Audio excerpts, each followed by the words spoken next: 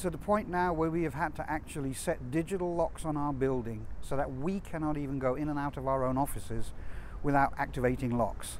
Richard Fazzackerly is operations manager at Pacific Publishing. The Soto business shares a street with some of the parked RVs that are now the subject of new draft legislation that would create a formal vehicular residence program. A lot of the things that I talk about in this legislation are some of the practices that we effectively have been doing informally for a number of years and trying to streamline it.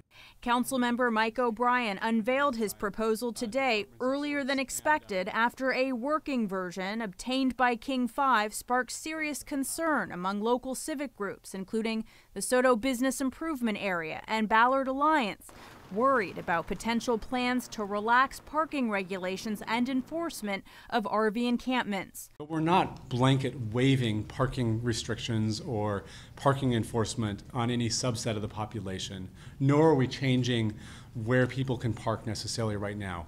We need to find places to put people, and that's why we want to have a concerted effort to find more lots. Councilman O'Brien's draft proposal aims to create a so-called safe parking program by securing lots around the city, as well as expanding outreach and case management services for people living out of their vehicles. His plan would also deprioritize ticketing individuals enrolled in the vehicular residence program and waive parking penalties for a one-year period in certain cases. And so we want to manage the folks that are on the street in a way that is more tenable than we're seeing today, but is not punitive to people that are simply just poor. I just wish they could come up with a plan that works for everybody.